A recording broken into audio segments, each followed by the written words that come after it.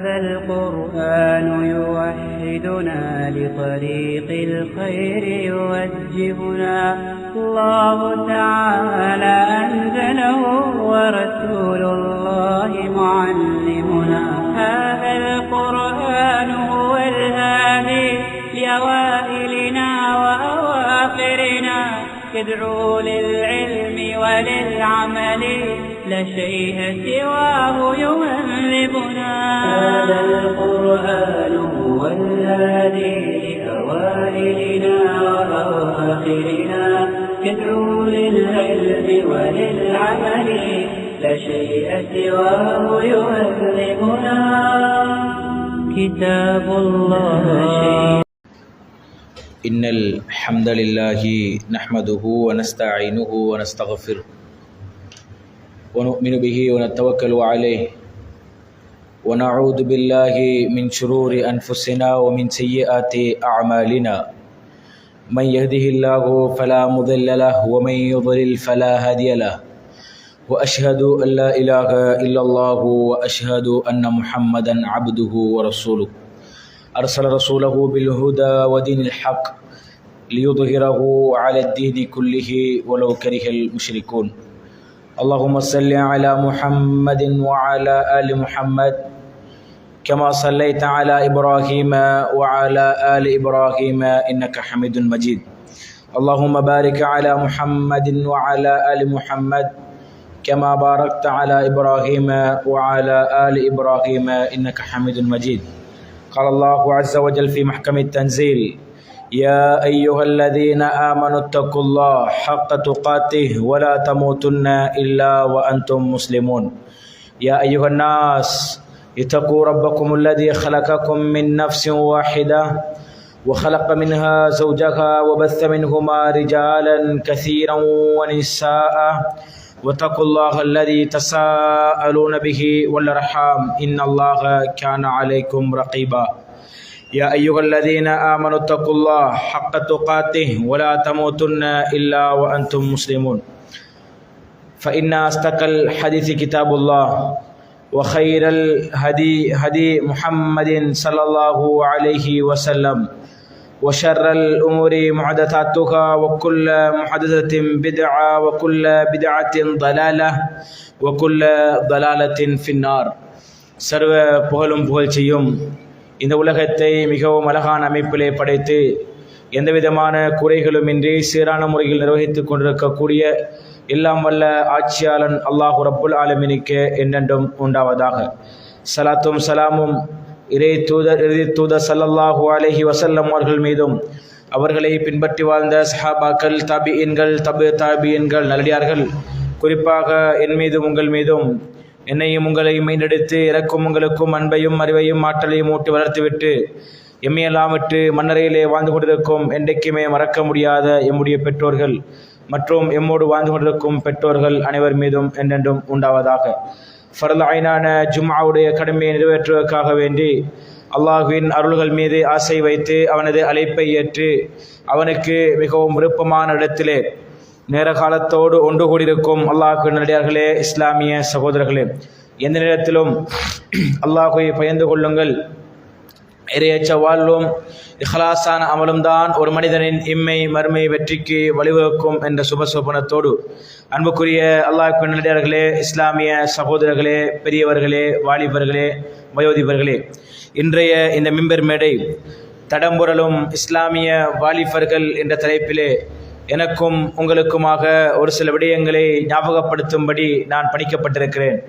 அன்புக்குரியவர்களே, இந்த தலைப்பை தேர்ந்தெடுத்து பேசுவதற்கான காரணம், இங்கிருக்கக்கூடிய எல்லோருமே வாலிபர்கள், எல்லோருமே தங்களுடைய பாதையை விட்டு தடம்புரண்டு பாவங்களிலும் அநியாயங்களிலும் அட்டூழியங்களிலும் சென்று கொண்டிருக்கிறோம் என்ற அடிப்படை இல்லாமல் யாரெல்லாம் சிறுவர்களாக வாலிபத்தை எதிர்பார்த்திருக்கிறார்களோ அவர்கள் தங்களுடைய வாலிபத்தை சிறப்பாக பயன்படுத்தவும், யாரெல்லாம் முதியவர்களாக வாலிபத்தை தாண்டி குடும்பத்தின் தலைவர்களாக, தந்தைமார்களாக, பொறுப்புதாரிகளாக, சமூகத்தின் முன்னால் ஒரு தலைமையாக இருக்கிறார்களோ அவர்கள் தங்களுக்கு கீழே உள்ள வாலிபர்களுடைய விடயத்தில் கவனமாக இருப்பதற்காகவும், குறிப்பாக யாரெல்லாம் தற்போது வாலிப பருவத்தில் இருக்கிறார்களோ அவர்கள் சற்று தங்களுடைய வாழ்க்கையை ஒரு கணம் மறுபரிசீலனை செய்வதற்காகவும் தான் இந்த தலைப்பு இந்த இடத்திலே தேர்ந்தெடுக்கப்பட்டிருக்கும் என்று நான் நம்புகிறேன்.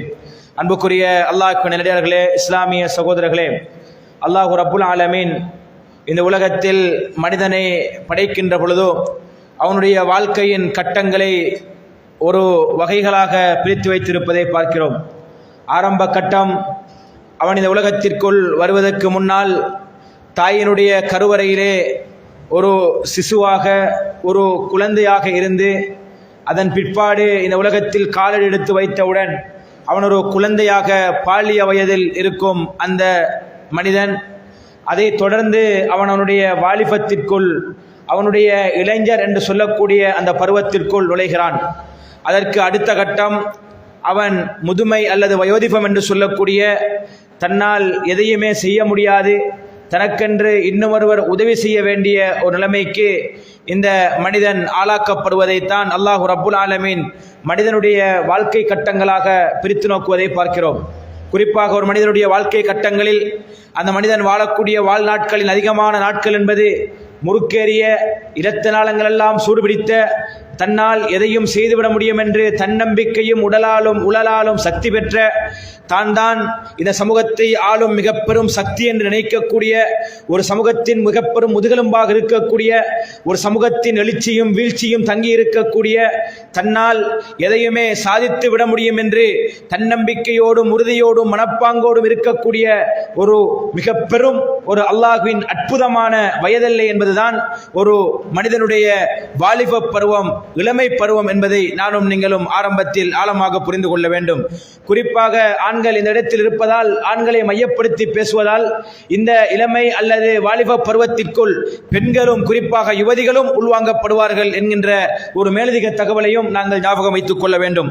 இந்த சந்தர்ப்பத்தில் யாரெல்லாம் வாலிபர்களாக இருக்கிறார்கள், உண்மையிலேயே வாலிபர்கள் யார் என்று பார்த்தால், இன்றைய விஞ்ஞானம் அல்லது அறிவியல் உலகம் இந்த வாலிபர்களுக்கான வயதெல்லையை ஆரம்பிக்கின்ற வயதாக டீனேஜ் என்று சொல்லக்கூடிய 13வது வயதிலிருந்து ஒரு மனிதன் அவனுடைய வாலிப பருவத்திற்குள், இளைஞர் பருவத்திற்குள் வருகிறான் என்று பேசும் அதே சந்தர்ப்பத்தில் அல் குர்ஆன் அதற்கான ஒரு வயதை நிர்ணயம் செய்கிறது.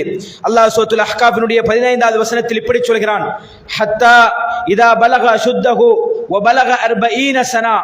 யாரொருவன் இந்த உலகத்தில் ஆணாக அல்லது பெண்ணாக பிறந்து அவன் தன்னுடைய பருவ வயதை அடைந்து, தான் ஒரு ஆண் தான் ஒரு பெண் என்று சொல்லக்கூடிய அந்த பருவ வயதை அடைந்து விட்டால் அவன் அந்த இளமை பருவத்திற்குள், வாலிப பருவத்திற்குள் தள்ளப்படுகிறான். மேலும் அவன் ஹத்தா இதா பலக அஷுத்தஹு வ பலக 40 சனா, தன்னுடைய 40வது வயதை அடைகின்ற வரைக்கும் அவன் திருமணம் செய்திருக்கலாம், அவனுக்கு குழந்தைகள் இருக்கலாம், அவனுடைய பிள்ளைகள் திருமணம் செய்து அவன் அந்த பிள்ளைகளுக்கு பாட்டனாக இருக்கலாம். எது எப்படி போனாலும் அவன் தன்னுடைய 40வது வயதை அடைகின்ற வரைக்கும் இந்த உலகத்தில் அவன் ஒரு வாலிபன், அவன் ஒரு இளைஞன் என்று அல் குர்ஆன் அந்த இளைஞர்களுக்கான வயதெல்லையை வட்டமிட்டு காட்டுவதை நானும் நீங்களும் அல் குர்ஆனூடாக பார்க்க முடியும். அல்லாஹ் இந்த உலகத்திலே இளமை பருவத்தை பற்றி பேசுகின்ற பொழுது, வாலிப பருவத்தை பற்றி பேசுகின்ற பொழுது ஒரு முறுக்கேறிய பருவமாக அல் குர்ஆனிலே எப்போதுமே அதை அடையாளப்படுத்தி பேசுவதை பார்க்கிறோம். அல்லாஹ் சொல்கிறான் வல்லாஹு அஹ்ரஜக்கும் மின் புத்தூனி உம்மஹாத்திக்கும் லா தஅலமூன ஷைஆ. நாங்கள் தான் உங்களை எல்லாம் உங்களுடைய தாயினுடைய கருவறையிலிருந்து வெளியேற்றினோம். அச்சந்தர்ப்பத்தில் நீங்கள் எதையுமே அறிந்திருக்கவில்லை, உங்களுக்கு எதுவுமே தெரியாது. வஜஅல லக்குமுஸ் ஸமா வல் அப்சார வல் அஃஇதா. அல்லாஹ் தான் உங்களுக்கு கேட்கக்கூடிய கேள்வி புலனையும் பார்க்கக்கூடிய பார்வை புலனையும் தந்தான் என்று அல்லாஹ் அல் குர்ஆனிலே சொல்வதை பார்க்கிறோம். ஒருவன் குழந்தை பருவத்தில் இருக்கின்ற பொழுது அவனுக்கு கைகள் இருக்கும், அந்த கையினால் வேலை செய்ய முடியாது, கால்கள் இருக்கும், அந்த கால்களால் நடந்து செல்ல முடியாது, வாய் இருக்கும், உணவுகளை உண்ண முடியாது. எந்த அளவுக்கு என்று சொன்னால், ஒரு தாய் அந்த பிள்ளையை அப்படியே அணைத்து தூக்கி எடுத்து தன்னுடைய கையால் தன்னுடைய மார்பகத்தை எடுத்து தன்னுடைய பிள்ளையினுடைய வாயில் வைத்தால் மாத்திரம் அதை உரிந்து கொடுப்பதற்கான சக்தியை மாத்திரம்தான் அல்லாஹ் அந்த பிள்ளைக்கு, அந்த குழந்தைக்கு கொடுத்திருப்பதை என்னால் உணர முடிந்தது, பார்க்க முடிந்தது, பார்த்துக் கொண்டிருக்கிறோம். அல்லாஹ் இன்னும் இடத்தில் இப்படி சொல்கிறான், அல்லாஹுல்லதி خلقكم من ضعف அல்லாஹ் தான் உங்களை எல்லாம் மின் தஅஃபின் சக்தியற்ற, பலமற்ற, பலவீனமான, தன்னால் எதையுமே செய்து கொள்ள முடியாத ஒரு நிலைக்கு உங்களை எல்லாம் அல்லாஹ் படைத்தான். சும்ம ஜஅல மின் பஅதி லாஃபின் குவா, அந்த பலவீனத்துக்கு பின்னால் ஒரு பலமானதை தந்தான். பலவீனமானது என்பது குழந்தை பருவம், அதன் பிற்பாடு ஒரு பலமான பருவத்தை தந்தான். பலமான பருவம் என்பது வாலிப பருவம், இளமை பருவம், யுவதி பருவம். அல்லாஹ் மேலும் அல் குர்ஆனிலே சொல்கிறான், மின் பஅதி குவத்தின் தஅஃபா, அல்லாஹ் இந்த உலகத்தில் உங்களுக்கு பலவீனத்துக்கு பின்னால் பலம், பலத்துக்கு பின்னால் இன்னும் ஒரு பலவீனத்தை தந்தான். அதுதான் முதுமை அல்லது வயோதிபம் என்று சொல்லக்கூடிய பருவம். அந்த பருவத்தில் உங்களுடைய முடிகள் எல்லாம் வெள்ளையாகி நீங்கள் உங்களுடைய வேலைகளை செய்ய முடியாத பலவீனமான ஒரு மனிதனாக ஆகிவிடுவீர்கள் என்ற ஒரு விடயத்தை அல்லாஹ் அல் குர்ஆனிலே ஹைலைட் செய்து காட்டுவதை எம்மால் பார்க்க முடியும். எனவே இரண்டு பலவீனங்களுக்கு இடைப்பட்ட ஒரு பலமான காலப்பகுதி தான் இந்த இளமை பருவம் என்கின்ற ஒரு விடயத்தை நானும் நீங்களும் ஞாபகம் வைத்துக் கொள்ள வேண்டும். இந்த இளமை பருவம் என்பது தன்னால் எதை செய்தாலும் அது பிழை இல்லை என்று அவன் கருதக்கூடிய ஒரு பகுதியாக இருப்பதை இன்றைய விஞ்ஞானம் உறுதிப்படுத்துகிறது. அவன் ஒரு ஹீரோவாக, அவன் ஒரு ரோல் மாடலாக, அவன் தன்னை மக்களுக்கு முன்னால் எப்போதுமே அவன் சுட்டி காட்டக்கூடிய ஒரு மனிதனாக இந்த உலகத்தில் வாழ முயற்சிப்பதைத்தான் அவன் பாவங்களுக்குள்ளும் அநியாயங்களுக்குள்ளும் அட்டூழியங்களுக்குள்ளும் தள்ளப்படுவதை பார்க்கிறோம். அவனுடைய ஆடையாக இருக்கலாம், அவனுடைய ஒழுக்கங்களாக இருக்கலாம், அவனுடைய இன்னொரு என்ன செயல்பாடுகளாக இருக்கலாம், எதுவாக இருந்தாலும் அவன் தன்னை ஒரு இடத்தில் சுட்டி காட்டுவதற்கு, ஹைலைட் செய்வதற்கு அவன் முனைகின்ற பொழுதுதான் அவன் ஒரு பாவியாக அல்லது அவன் ஒரு பாவத்திற்குள் தள்ளப்படுவதை அவனால் உணர்ந்து கொள்ள முடியாத நிலையில் அவன் அதற்குள் நுழைந்து விடுவதைத்தான் அவன் இந்த இளமை பருவத்தில் தடம் புரண்டு செல்வதாக மக்களுக்கு மத்தியில் அவன் பார்க்கப்படுகிறான். அன்புக்குரிய அல்லாஹ்வின் நல்லடியார்களே, இஸ்லாமிய சகோதரர்களே, இந்த இளமை பருவம் என்பது இந்த முறுக்கேறிய பருவம் என்பது அதை சொந்தமாக்கி கொண்ட, அதை உருவாக்கி கொண்ட ஒருவரை பற்றி அல்லாஹ் அல் குர்ஆனிலே ஒரு முன்மாதிரி மிக்க வாலிபர் என்று, ஒரு முன்மாதிரி மிக்க மனிதர் என்று அல் குர்ஆனிலே பிரஸ்தாபித்து சொல்வதை பார்க்கிறோம். அல்லாஹ் இந்த உலகத்தில் அல் குர்ஆனினூடாக இரண்டு மனிதர்களை மாத்திரம்தான் உங்களுக்கு வாழ்க்கையின் முன்மாதிரிகளாக எடுத்துக்கொள்ள முடியும் என்று சொல்கிறான். அதில் முதலாம் அவர் எம்பெருமானார் ஸல்லல்லாஹு அலைஹி வஸல்லம் அவர்கள். இரண்டாவது மனிதர் நபி இப்ராஹிம் அலைஹிஸ்ஸலாம். அல்லாஹ் அல் குர்ஆனிலே இப்படி சொல்கிறான், கத் கானத் லக்கும் உஸ்வத்துன் ஹஸனத்துன் ஃபீ இப்ராஹீம, கத் கானத் லக்கும் உஸ்வத்துன் ஹஸனத்துன் ஃபீ இப்ராஹீம வல்லதீன மஅஹு, நிச்சயமாக உங்களுக்கெல்லாம் இந்த உலகத்தில் இப்ராஹிம் என்று சொல்லக்கூடிய அந்த மனிதரிடத்திலும் அவரோடு ஈமான் கொண்ட மனிதர்களிடத்திலும் உங்களுக்கு ஒரு முன்மாதிரி இருக்கிறது. ஏன் தெரியுமா? அல்லாஹ் இன்னும் ஒரு இடத்தில் இப்படி சொல்கிறான், காலு சமிஅனா ஃபதன், அதாவது அல்லாஹ் ரப்புல் ஆலமீன் இப்ராஹிம் என்று சொல்லக்கூடிய அந்த வாலிபரை வைத்துத்தான் இந்த உலகத்தில் முதலாக ஏகத்துவம் என்று சொல்லக்கூடிய தௌஹீத் என்ற ஓரிரை கொள்கையை இந்த உலகத்துக்கு அல்லாஹ் ரப்புல் ஆலமீன் ஆரம்பமாக்கி வைத்தான். காரணம், அதுவரைக்கும் சிலைகளையும் கற்களையும் மண்களையும் சூரியனையும் சந்திரனையும் இந்த சமூகம் வணங்கிக் கொண்டிருக்கின்ற பொழுது அல்லாஹ் என்ற ஒற்றை கடவுள் என்ற ஒருவன் இருக்க வேண்டும், நித்திய ஜீவனாக இருக்க வேண்டும், இந்த உலகத்தை படைத்து பரிபாலிக்கக்கூடிய ஒருவன் இந்த உலகத்தில் இருக்க வேண்டும் என்பதை அந்த மனிதனுடைய தந்தை ஆசர் என்று சொல்லக்கூடியவர் தன்னுடைய கைகளால் சிலைகளை வடித்தெடுத்து அதை வியாபாரம் செய்கின்ற பொழுது மகன் இப்ராஹிம் புரிந்து கொண்டார். அதன் வெளிப்பாடு அல்லாஹ்வை தேடிய பயணத்தில் அவர் அல்லாஹ்வை தெரிந்து கொண்டார், அல்லாஹ்வை புரிந்து கொண்டார், அல்லாஹ்வை படித்துக் கொண்டார். அதன் பிற்பாடுதான் சிலைகள் எல்லாவற்றையும் தன்னுடைய கைகளால் உடைத்தார். ஒரு சமூகம், இன்ன இப்ராஹீம கான உம்மத்தன், நிச்சயமாக இப்ராஹிம் ஒரு உம்மத்தாக, ஒரு சமூகமாக இந்த உலகத்தில் செயல்பட்டார் என்று அல் குர்ஆன் பிரஸ்தாபித்து சொல்லும் அளவுக்கு இப்ராஹிம் அலைஹிஸ்ஸலாம் இந்த உலகத்தில் வாழ்ந்தார்கள். அதன் பிற்பாடு சிலைகள் எல்லாவற்றையும் உடைத்தார்கள், பெரிய சிலையின் கழுத்தில் கோடரியை தொங்கவிட்டார்கள். அல்லாஹ் அல் குர்ஆனிலே இப்ராஹிம் அலைஹிஸ்ஸலாத்தை பற்றி பேசுகின்ற பொழுது இச்சம்பவம் நடைபெற்றதன் பிற்பாடு அந்த சந்தர்ப்பத்தில் இருந்த மக்கள் எல்லாம் யார் இதை செய்திருப்பார்கள் என்று தேடி பார்க்கின்ற பொழுதுதான் அந்த சமூகம் சொன்னார்கள், காலு சமிஅனா ஃபதன், ஒரு இளைஞர் ஒரு வாலிபர் தான் பேசுவதை நாங்கள் கேட்டுக்கொண்டிருந்தோம், அவர் சொல்லுவதை கேட்டுக்கொண்டிருந்தோம். இந்த உலகத்தில் சிலைகள் எல்லாம் கற்களால் வடிவமைக்கப்பட்டவை, அதனால் உதவி செய்ய முடியாது, அதனால் எந்த விதமான பிரயோசனமும் கிடையாது, பலனும் கிடையாது என்று ஒரே ஒரு வாலிபர் தான் சொல்லிக் கொண்டிருந்தார். அவருடைய பேர் என்ன தெரியுமா? இப்ராஹிம் என்ற அந்த வாலிபர் தான் என்று மக்கள் எல்லாம் அந்த வாலிபரை நோக்கி விரல் நீட்டிய சம்பவத்தை அல்லாஹ் ஒட்டுமொத்த முஸ்லிம்களுக்கும், ஒட்டுமொத்த வாலிப சமுதாயத்திற்கும், ஒட்டுமொத்த மனிதர்களுக்கும் ஒரு உதாரண புருஷராக, ஒரு முன்மாதிரி மிக்க தலைவராக, ஒரு முன்மாதிரி மிக்க வாலிபராக, ஒரு முன்மாதிரி மிக்க சமூகத்தின் ஒரு நலன் விரும்பியாக அல்லாஹ் இப்ராஹிம் அலைஹிஸ்ஸலாத்தை பிரஸ்தாபித்து காட்டுகிறான். எனவே இப்படியும் ஒரு இளைஞர் இந்த உலகத்தில் வாழ்ந்துவிட்டு மரணித்திருக்கிறார். இப்படியும் ஒரு இளைஞர் இந்த உலகத்தில் வாழ்ந்துவிட்டு மரணித்திருக்கிறார்.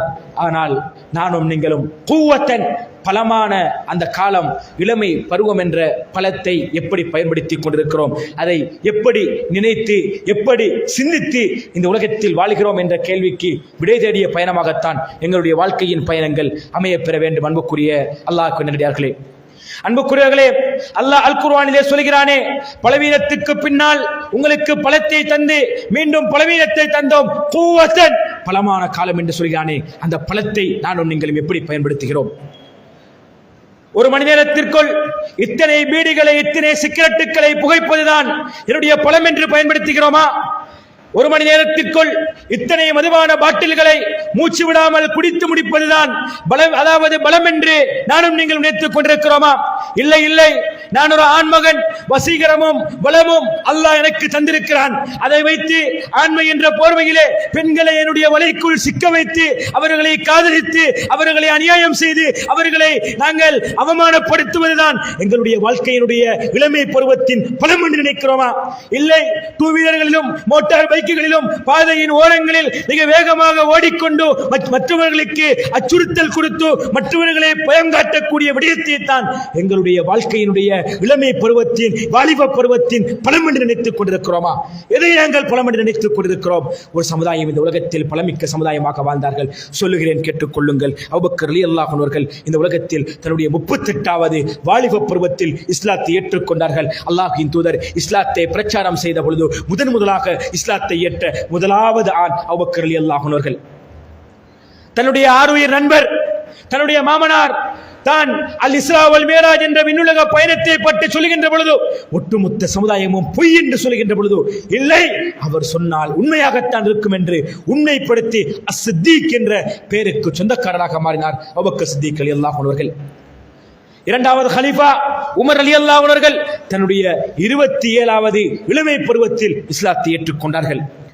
எந்த அளவுக்கு என்று சொன்னால், அல்லாஹ்வின் தூதர் ஸல்லல்லாஹு அலைஹி வஸல்லம் அவர்கள் அல்லாஹ்விடத்தில் பிரார்த்தனை செய்தார்கள், யா அல்லாஹ், யா அல்லாஹ், நீ இந்த மார்க்கத்தை தக்க வைக்க வேண்டும் என்று நாடினால், இந்த மார்க்கத்தை பாதுகாக்க வேண்டும் என்று நாடினால், ஒன்றில் அபூலஹப் இஸ்லாத்தை ஏற்க, அபூஜஹல் இஸ்லாத்தை ஏற்க வேண்டும், இல்லை என்றால் இந்த உமர் இப்னு கத்தாப் இஸ்லாத்தை ஏற்க வேண்டும் என்று சொல்லும் அளவுக்கு இஸ்லாத்திற்கு எதிராக போர்க்கொடி தூக்கிய மனிதர்களில் முதலாம் அவர் உமர் இப்னு கத்தாப் ரலியல்லாஹு அன்ஹு அவர்கள்.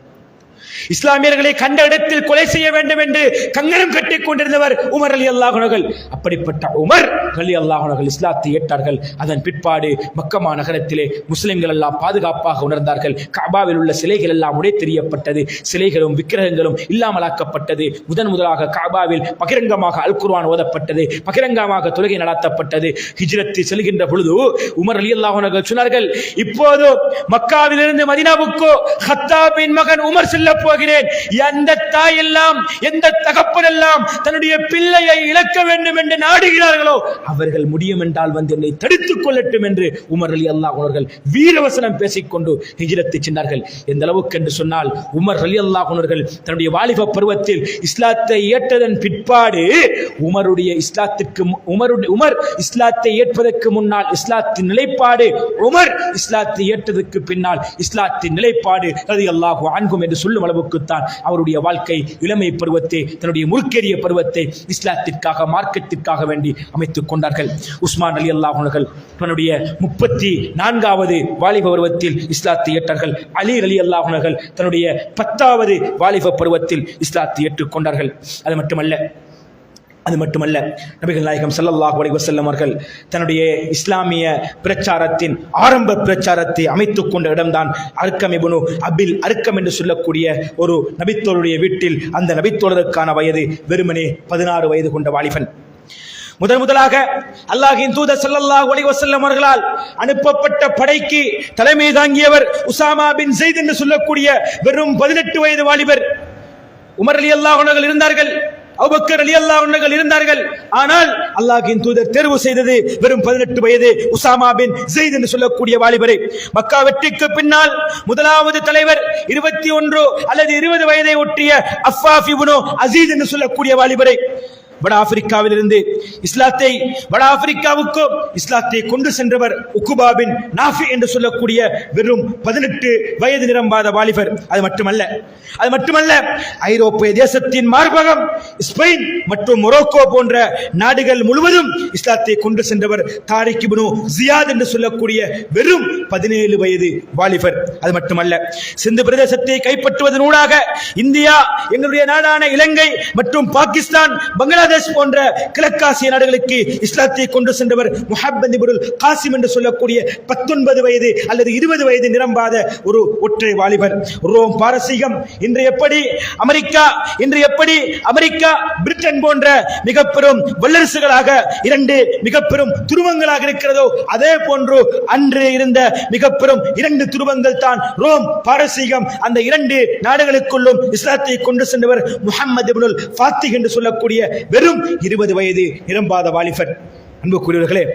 அன்புக்குரியவர்களே, இதுதான் வாலிப சமுதாயம், இதுதான் குவத்தன் பலமான பருவம் என்று தங்களுடைய பலத்தை அவர்கள் அப்படியே மக்களுக்கு முன்னால் இஸ்லாத்துக்காக, மார்க்கத்திற்காக, தீனுக்காக வேண்டி அவர்கள் தங்களுடைய இளமை பருவத்தை வெளிக்காட்டிய சம்பவங்களும் வரலாறுகளும். சலாஹுத்தீன் அய்யூபி என்று சொல்லக்கூடிய ஒற்றை வாலிபன் தான் பாலஸ்தீனத்தில் இருக்கக்கூடிய மஸ்ஜிதுல் அக்ஸா என்ற முஸ்லிம்களுடைய முதலாவது கிப்லாவை கைப்பற்றியவர். இப்படி வாலிபருடைய வரலாற்று சம்பவங்களை நாங்கள் அடுக்கிக் கொண்டே செல்ல முடியும் என்று சொல்லும் அளவுக்குத்தான் அல்லாஹ்வின் தூதருடைய பாசறையிலிருந்து அவருடைய தர்பியத்தை எடுத்துக்கொண்ட, அவருடைய மார்க்கத்தை படித்துக் கொண்ட, இஸ்லாத்தினுடைய மகிமைகளை உணர்ந்து கொண்ட வாலிப சமுதாயம் இந்த உலகத்தில் வாழ்ந்தார்கள். அது மட்டுமல்ல இந்த உலகத்தில் அல்லாஹ்வின் தூதர் ஸல்லல்லாஹு அலைஹி வஸல்லம் அவர்கள் யுத்தம் செய்யாமல், போர்க்கொடி தூக்காமல், ஒரு சொட்டு இரத்தம் சொட்டாமல் இந்த உலகத்தில் ஒரே ஒரு நாட்டை தன்னுடைய கையகத்திற்குள் உட்படுத்தினார்கள் என்று சொன்னால் யஸ்ரிப் என்று சொல்லக்கூடிய மதீனா நகரத்தை தவிர வேறு எதுவும் இருக்க முடியாது. அப்படிப்பட்ட மதீனா நகரத்திற்கு வெறும் 20 வயது கூட தாண்டாத முஸ்அப் இப்னு உமைர் என்று சொல்லக்கூடிய வாலிபரை தான் அல்லாஹ்வின் தூதர் அந்த ஊருக்கு, அந்த நாட்டுக்கு முதலாவது அழைப்பு பணிக்காக வேண்டி அனுப்பி வைத்தார்கள். அனுப்பியது நுபுவத் 12வது ஆண்டு, நுபுவத் 13வது ஆண்டு அரஃபாவினுடைய மைதானத்தில் இந்த முஸ்அப் இப்னு உமைர் ரலியல்லாஹு அன்ஹு அல்லாஹ்வின் தூதருடைய கையிலே அவர்கள் சொல்கிறார்கள், யா ரசூலல்லாஹ், என்னை நீங்கள் ஒரு வருடத்திற்கு முன்னால் மதீனா நகரத்தை நோக்கி அனுப்பினீர்கள். இதோ எல்லோரும் எனக்கு பைஅத் செய்து விட்டார்கள், எல்லோரும் முஸ்லிம்களாக மாறிவிட்டார்கள். ஒரு சொட்டு இரத்தம் சொட்டாமல் இந்த மதீனா நகரத்தை நான் இஸ்லாமிய நாடாக, முஸ்லிம்கள் வாழக்கூடிய நாடாக நான் மாற்றிவிட்டேன் என்று சொன்ன பெருமை 20 வயது தாண்டாத முஸ்அப் இப்னு உமைர் என்று சொல்லக்கூடிய அந்த வாலிபருக்கு முடியுமாக இருந்தால், அன்புக்குரிய வாலிபர்களே, அன்புக்குரிய பெற்றோர்களே, அன்புக்குரிய இளைஞர்களே, என்னால் உங்களால் எதை இந்த மார்க்கத்திற்காக செய்திருக்கிறோம்? அல்லாஹ்வின் தூதர் ஒரு கட்டளையை இட்டு விட்டார் என்று சொன்னால் அந்த கட்டளைக்கு அடிபணிந்து அதற்கு முழுமையாக கட்டுப்பட்டு தன்னால் இயன்ற வரைக்கும் முழுமையான முயற்சி செய்து தன்னுடைய வாலிப பருவத்தை அல்லாஹ்வுக்கு கட்டுப்பட்ட முறையில் கழித்த பல வாலிபருடைய வரலாறுகளை நானும் நீங்களும் படித்திருக்கிறோம். அல்லாஹ்வின் தூதர் ஸல்லல்லாஹு அலைஹி வஸல்லம் அவர்கள் இந்த உலகத்தில் தன்னுடைய மரண செய்தியை முதலாக சொன்னது முஆத் இப்னு ஜபல் ரலியல்லாஹு அன்ஹு அவர்களுக்கு. இந்த முஆத் இப்னு ஜபல் ரலியல்லாஹு அன்ஹு அவர்கள் யமன் தேசத்திற்கு அனுப்பப்பட்ட ஒரு தாயி, ஒரு அழைப்பாளர் தான் இந்த முஆத் இப்னு ஜபல் ரலியல்லாஹு அன்ஹு. அல்லாஹ்வின் தூதர் ஸல்லல்லாஹு அலைஹி வஸல்லம் அவர்கள் முஆத் இப்னு ஜபல் ரலியல்லாஹு அன்ஹு அழைத்து சொன்னார்கள், யா முஆதே, நீங்கள் செல்லக்கூடிய இடம் அஹ்லுல் கிதாப், வேதக்காரர்கள் இருக்கக்கூடிய இடம்.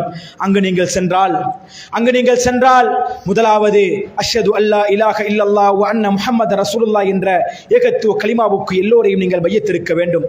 இரண்டாவது, அனைவருக்கும் தொழுகையை கடமையாக்க வேண்டும்.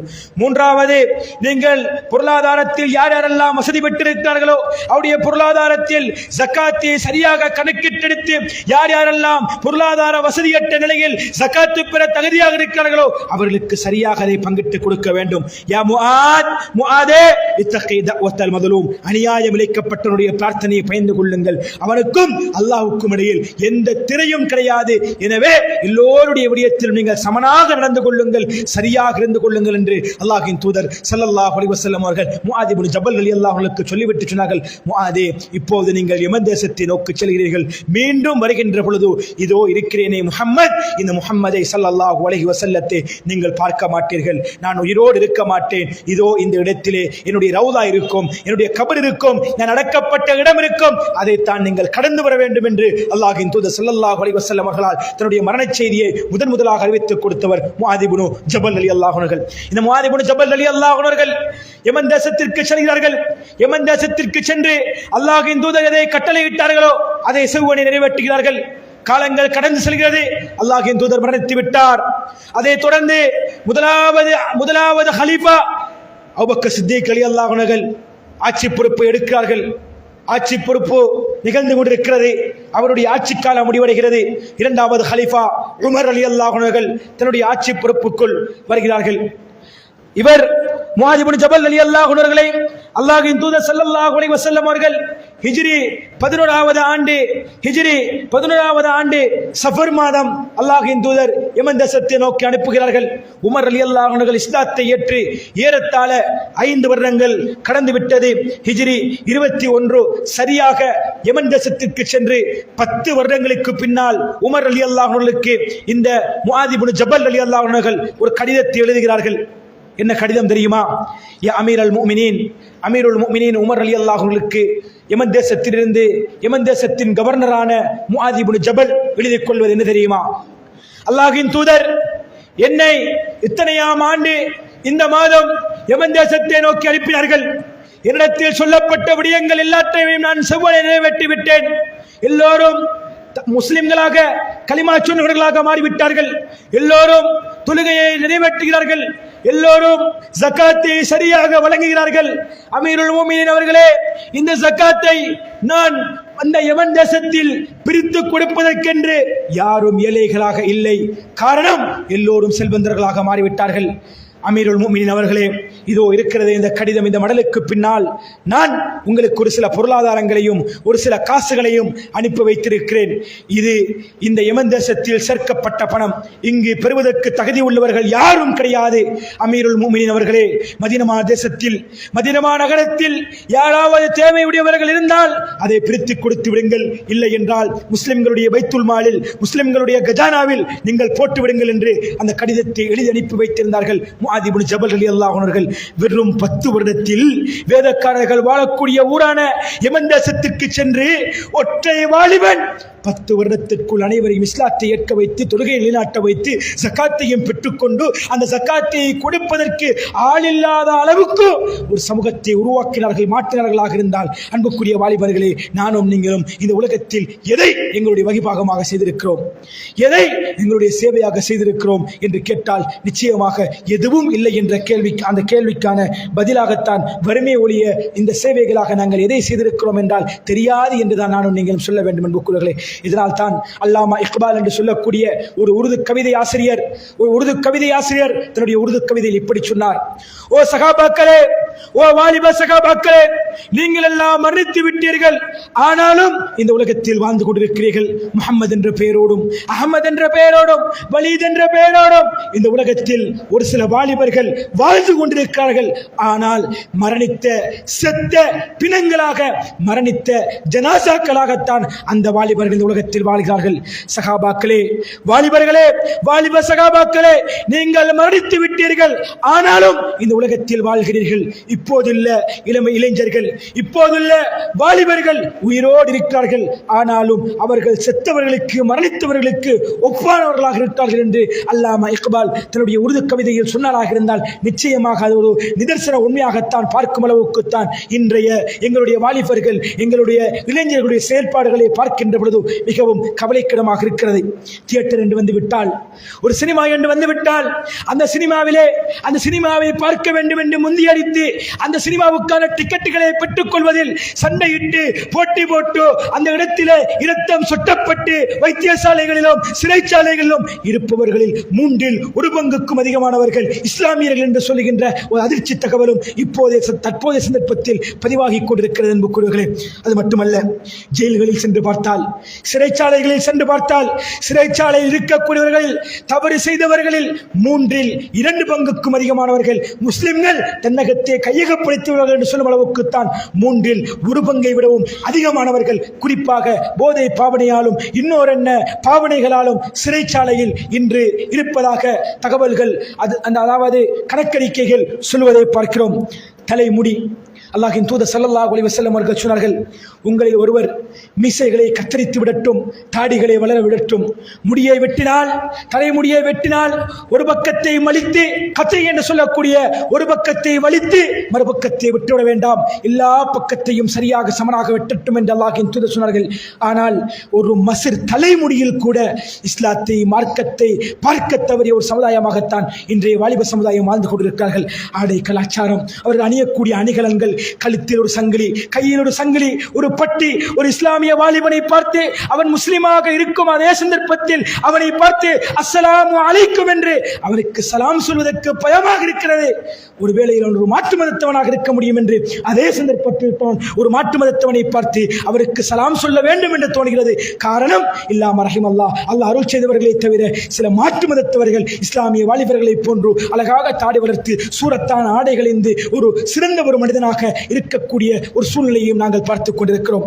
சமூக வலைத்தளங்களிலும் இன்னொரு இடங்களிலும் இஸ்லாமிய வாலிபர்கள், முஸ்லிம் பேர்தாங்கிகள், முஸ்லிம் பேர்தாங்கிய யுவதிகள் தங்களுடைய அந்தரங்க போட்டோக்களையும் தங்களுடைய அந்தரங்கமான பேச்சுக்களையும் விரசங்கட்ட வார்த்தைகளையும் அவர்கள் பணங்களை வாங்கிக் கொண்டும் இன்னொரு சிலர்கள் இலவசமாகவும் மற்ற மனிதர்களை அவர்கள் மற்ற மனிதர்களுக்கு இன்பமளிக்கக்கூடிய இன்பப் பொருட்களாக, காட்சி பொருட்களாக இன்றைய நவீனத்துவ சூழலிலே மக்கள் வாலிபர்கள் குறிப்பாக மாறி இருப்பதை எம்மால் உணர்ந்து கொள்ள முடிகிறது.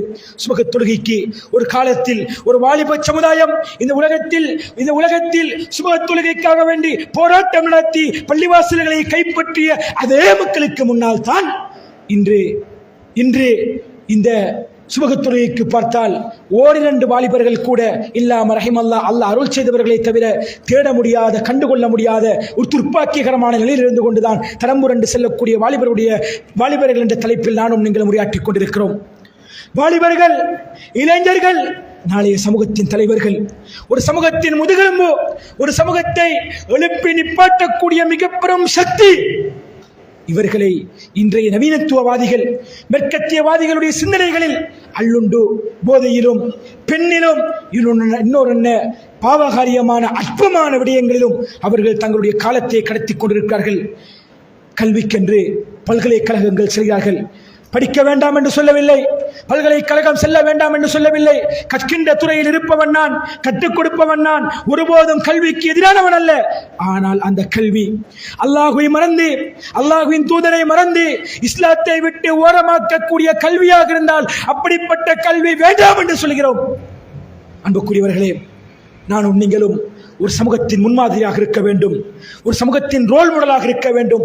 எப்படி சிறந்த விடயத்தில் இருக்க வேண்டும். குறிப்பாக இளைஞர்கள், வாலிபர்கள் தனியே எங்கும் செல்ல மாட்டார்கள். குடும்பமாக, கூட்டமாக, கூட்டாளிமார்களோடு சேர்ந்து அவர்கள் செல்வார்கள். குறிப்பாக நவீன இந்த சந்தர்ப்பத்தில் முக்கியமான ஒரு விடயத்தை பேச வேண்டும் என்று கேட்டால், இந்த மௌலூதுகள், இந்த ஃபாத்திகாக்கள், இந்த அல்லாஹ்வின் தூதருக்கு பிறந்த தினம் கொண்டாடுகிறோம் என்ற போர்வையிலே அல்லாஹ்வின் தூதருடைய மரண தினத்தை சந்தோஷமாக அனுபவிக்க கூடியவர்களுடைய விழாக்களுக்கு நன்றாக தெரியும் எங்களுடைய வாலிபர்களுக்கு இது பிழை, இது கூடாது, இது ஹராம் என்று ஸ்டேட்டஸ் வைக்கும் அதே வாலிபன் தான் தன்னுடைய நண்பனோடு சேர்ந்து கொண்டு, தன்னுடைய வாலிபர்களோடு இணைந்து கொண்டு ஒரு ஜொலிக்காக, ஒரு ஃபன்னுக்காக, ஒரு சந்தோஷத்திற்காக வேண்டி இப்படிப்பட்ட இடங்களுக்கு படையெடுத்து செல்வதை பார்க்கிறோம். எனவே அன்புக்குரியவர்களே, தரம் புரண்டு செல்லக்கூடிய எங்களுடைய வாலிப சமுதாயம் தலை நிமிர்ந்திருக்க வேண்டும், சமூகத்தின் முதுகெலும்புகளாக மாற வேண்டும். நாளை இஸ்லாமிய சமுதாயத்தின் வாலிபர்கள், இளைஞர்கள் இவர்கள் என்று சந்தோஷத்தோடும் மகிழ்ச்சியோடும் பேசும் அளவுக்கு எங்களுடைய வாழ்க்கையின் தரங்கள் மாற வேண்டும். அல்லாஹ் அதற்கு எனக்கும் உங்களுக்கும் அருள் பாலிப்பானாக.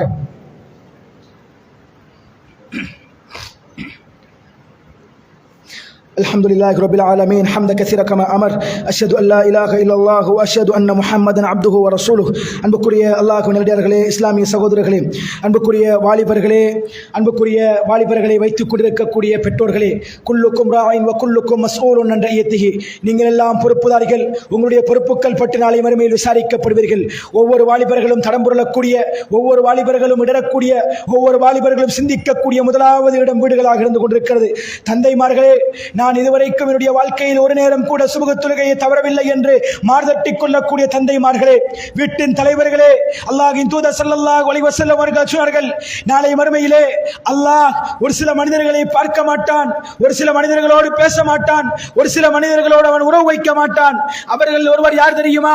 அத்துயூஸ் என்று சொன்னார்கள். தன்னுடைய வீட்டிலே பாவம் நடக்கிறது என்பதை அறிந்து கொண்டோ, அனாச்சாரம் நடக்கிறது என்பதை அறிந்து கொண்டோ, அதை பார்த்தும் பார்க்காதது போல் அதை தட்டி கேட்காமல் இருக்கக்கூடிய தந்தை என்று அல்லாஹ்வின் தூதர் ஸல்லல்லாஹு அலைஹி வஸல்லம் அவர்கள் சொன்னார்கள். நான் சுபஹ் தொழுகைக்காக வேண்டி வருகிறேன். அதுவரைக்கும் விழித்துக் கொண்டிருந்த என்னுடைய வாலிபன் அப்போதுதான் கதவை இழுத்து மூடிவிட்டு உறங்குகிறான் என்பதை பார்த்துவிட்டு, பாவம் அவன் படிக்க வேண்டும், இப்போதாவது உறங்கட்டும் என்று சொல்லக்கூடிய பெற்றோர்களே, நீங்கள் எல்லாம் உங்களுடைய பிள்ளையினுடைய கபருக்குள் நெருப்பு கொள்ளிகளை வைப்பதை போன்றவர்களை விட்டுவிட்டு வருகிறீர்கள். நீங்கள் எல்லாம் பொறுப்புதாரிகள். நீங்கள் எப்படி அல்லாஹ்வுக்கான கடமைகளை நிறைவேற்றுகிறீர்களோ அதே போன்று உங்களுடைய பிள்ளைகளுக்கு, உங்களுடைய வாலிபர்களுக்கு கற்றுக் கொடுக்க வேண்டியது உங்களுடைய பொறுப்பும் தலையாய கடமையுமாக இருக்கிறது. அவன் திருமணம் செய்திருக்கலாம், அவனுக்கு குழந்தைகள் இருக்கலாம், ஆனால் அவன் உங்களுக்கு பிள்ளை என்பதை கவனத்தில் கொண்டு அவனை வழிநடத்த வேண்டிய கடமையும் கடைப்பாடும் நிச்சயமாக பொறுப்புதாரியாக, வீட்டின் தலைவராக, சமூகத்தின் தலைமையாக இருக்கக்கூடிய ஒவ்வொரு தந்தைமாருக்கும் இருக்கிறது.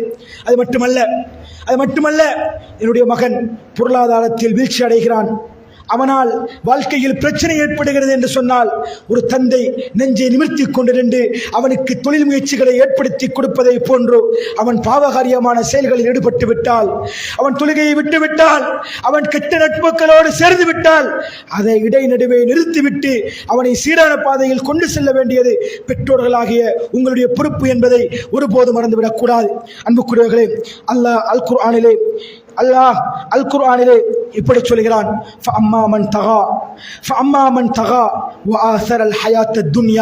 யாரெல்லாம் தன்னுடைய மனதை கட்டுப்படுத்தி கொண்டு இந்த உலகத்தின் வாழ்க்கையை அற்பமாக கருதி சிறப்பாக வாழ வேண்டும் என்று நாடுகிறார்களோ அவர்களை தவிர்த்து இந்த உலகத்தின் பாவங்களுக்குள் வீழ்ந்து பாவக்கரைக்குள் வாழக்கூடிய ஒரு மனிதன் அவன் ஒதுங்கக்கூடிய இடம் நிச்சயமாக நரகம்தான்.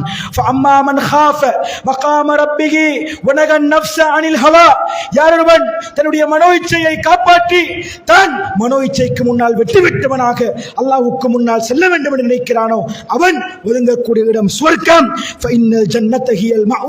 அந்த சுவர்க்கத்திற்குள் தான் அவன் நிரந்தரமாக இருப்பான் என்கின்ற அல் குர்ஆனிய வசனம் உங்களுக்கெல்லாம் ஞாபகம் இருக்கட்டும்.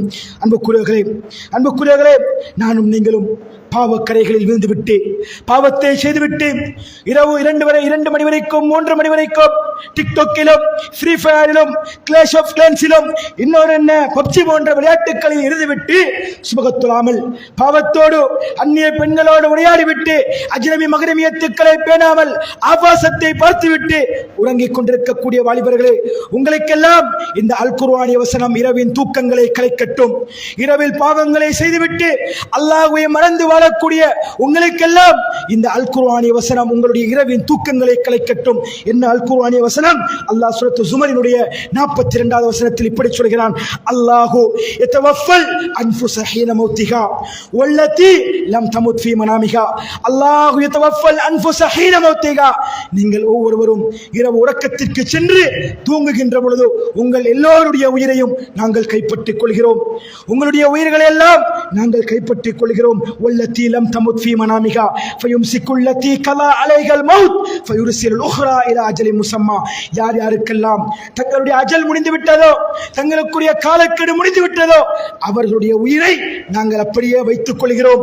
இப்போதுதான் அப்பா உறங்கினார், காலையில் தட்டி எழுப்பினோம், மரணித்து விட்டார் என்று சொல்கிறோமே, இதுதான் அன்புக்குரியவர்களே, அவருடைய உயிர்களை நாங்கள் அப்படியே கைப்பற்றி வைத்துக் கொள்கிறோம்.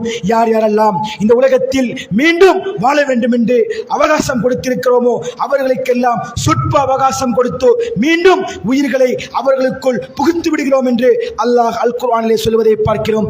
எனவே இரவின் இறுதி தூக்கம்தான் எங்களுடைய தூக்கம் என்றிருந்தால், அந்த தூக்கத்தோடு நான் ஜனாசாவாகத்தான் எழுப்பப்படுவேன் என்கின்ற ஒரு நிலை இருந்தால் அந்த ஜனாசாவாக மாறுவதற்கு நான் தயாராக இருக்கிறேனா? வாலிபர்களே, யுவதிகளே, இளைஞர்களே, அந்த ஜனாசாவாக மாறுவதற்கு நான் தயார் நிலையில் இருக்கிறேனா? நான் செய்த சதக்காக்கள் என்ன? நான் செய்த நல்ல காரியங்கள் என்ன? நான் செய்த மார்க்கத்திற்கான சேவைகள் என்ன? நான் செய்த பாவங்கள் என்ன? நான் செய்த அநியாயங்கள் என்ன என்கின்ற கேள்வியை எப்போதுமே கேட்டுக்கொண்டிருக்க வேண்டும். அன்புக்குரிய வாலிபர்களே, அன்புக்குரிய இளைஞர்களே, அன்புக்குரிய யுவதிகளே, அன்புக்குரிய பெரியவர்களே, கடைசியாக கடந்த நேற்று இன்று என்று உலகத்தின் பல பாகங்களில் அல்லாஹ் தன்னுடைய சோதனையை பிடியே கொடுப்பதை போன்றோ பல்வேறுபட்ட அனர்த்தங்களையும் பிரச்சனைகளையும் உருவாக்கி கொண்டிருப்பதை பார்க்கிறோம். கடந்த 7-8 மாதங்களுக்கு முன்னால் இலங்கையிலே டித்வா என்ற மிக பெரும் ஒரு சூறாவளி வந்து இந்த இலங்கையை ஒரு ஆட்டியதை போன்றுதான் நேற்று நேபாளிலே இடம்பெற்ற மிக பெரும் ஒரு வெள்ளப்பெருக்கு. நான் கடைசியாக பார்த்துவிட்டு வந்த தகவலின் பிரகாரம் 493 பேருக்கும் அதிகமாக மரணித்த ஜனாசாக்களாக கண்டெடுக்கப்பட்ட ஜனாசாக்களாக இருக்கக்கூடிய ஒரு சோகமான சம்பவம். அல்ஜீரா என்று சொல்லக்கூடிய இடத்தில் நெருப்பு குழம்புகள் பீரிட்டு அவர்கள் வாழ முடியாத ஒரு நெருக்கடியான நிலை என்று அல்லாஹ் உலகத்தின் பல பாகங்களை சோதித்துக் கொண்டிருக்கிறான். வாலிபர்களே, பாவங்களை செய்துவிட்டு பாவக்கரையில் இருந்துவிட்டு குறிப்பாக வெள்ளிக்கிழமை தினத்தில் ஜும்மாவுக்கு வந்து ஜும்மாவை கூட முழுமையாக செவிடுக்க முடியாமல் உறங்கிக் கொண்டோம் பள்ளிவாசலுக்கு தாமதமாக வரக்கூடியவர்களும் நன்றாக ஞாபகம் வைத்துக் கொள்ளுங்கள். இன்ன பத்ஷ ரப்பிக லஷதீத்.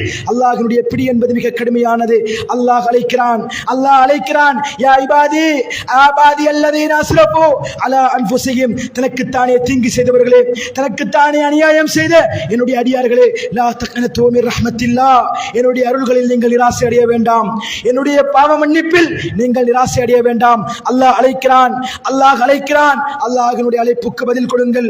அல்லாஹ் மன்னிக்க போதுமானவன். அல்லாஹ்விடத்தில் கேளுங்கள், அல்லாஹ் மன்னிப்பான். உங்களுடைய பாவங்களை மன்னிப்பான். உங்களுடைய நல்ல மனங்களை ஏற்றுக்கொள்வான். அல்லாஹ் அதற்கு போதுமானவன். பாவங்கள் செய்து, தீமைகள் செய்து, அநியாயங்கள் செய்து நாளை ஒரு நாள் நடுவீதியிலே வைத்து போலீசார் மார்ச் போடப்பட்டு கன் பாயிண்டில் வைத்து உங்களை போலீசார் தாக்கி சென்று ஜெயில்களிலும் இன்னொரு இடங்களிலும் வைப்பதற்கு முன்னால் நீங்கள் மரணித்து நாளை மறுமையில் அல்லாஹ்வுடைய சங்கிதானத்தில் பாவப்பட்ட இளைஞர்களாக, பாவிகளாக தலையை தொங்கு விடுவதற்கு முன்னால் நிதானித்துக் கொள்ளுங்கள், எழும்பிக் கொள்ளுங்கள். உங்களை அல்லாஹ் பாதுகாக்க போதுமானவன். நான் செய்த பாவங்கள், நீங்கள் செய்த பாவங்கள் என்று எல்லா பாவங்களையும் மன்னித்து அல்லாஹ் எனக்கும் உங்களுக்கும் மறுபடிவானாக. அக்லி கௌலி ஹாதா அஸ்தக்ஃபிருல்லாஹ் லி வ லக்கும் வ லிஜமீஇல் முஸ்லிமீன மின் தம்பின் வ ஆகிர் தஅவானா அனில் ஹம்துலில்லாஹி ரப்பில் ஆலமீன். வஸ்ஸலாமு அலைக்கும் வ ரஹ்மத்துல்லாஹி வ பரகாத்துஹு. அக்மிஸ் ஸலாம்.